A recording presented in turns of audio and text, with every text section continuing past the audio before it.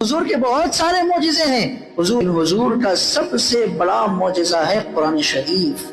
اور اسی قرآن کا تعلق رمضان سے بہت گہرا ہے۔ قرآن دستور زندگی ہے، یہ قرآن دستور حیات ہے، یہ قرآن دلوں کو پلٹنے والا کلام ہے، یہ وہ قرآن ہے جس کے ذریعے انسان کی زندگیاں بدل جاتی ہے، یہ وہ قرآن ہے جس کے ذریعے اللہ تعالیٰ مسلمانوں کو عروج عطا کرتا ہے، پھر یہی وہ قرآن ہے جس کے ذریعے مسلمان زوال کا بھی شکار ہوتے ہیں۔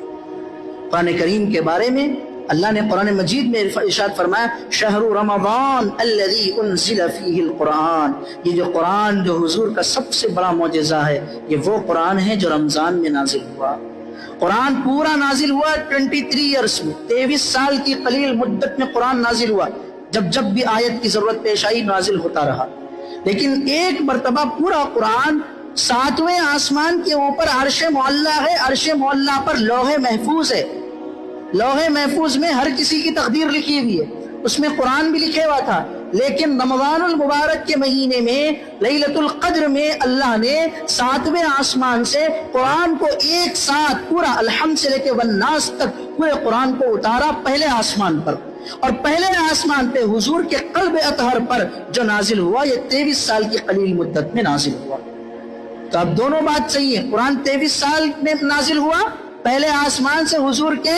قلب اطہر پر، اور دوسری بات قرآن ایک رات میں نازل ہوا کہاں سے؟ 7ویں آسمان سے پہلے آسمان پر۔ جگہ جگہ اللہ کے نبی صلی اللہ علیہ وسلم کے ذریعے اللہ نے ہمیں حکم دیا ہے، پارہ 21 کی پہلی آیت اتل ما اوحی الیک من الکتاب، اے نبی اے پیغمبر صلی اللہ علیہ وسلم آپ پر جو کتاب نازل ہوئی ہے آپ اس کی تلاوت کیجئے، واقم الصلاۃ، اور نماز قائم کریے، تلاوت کیجئے۔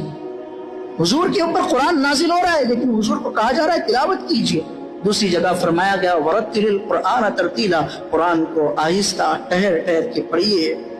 ہر لفظ سمجھ میں آئے اس طریقے سے پڑھیے، قرآن کو سمجھ کر پڑھیے۔ ایک قرآن ایک ایسی چیز ہے، قرآن کریم کو دیکھنا بھی عبادت، چھونا بھی عبادت، سننا بھی عبادت، پڑھنا بھی عبادت، سمجھنا تو نور علی نور ہے۔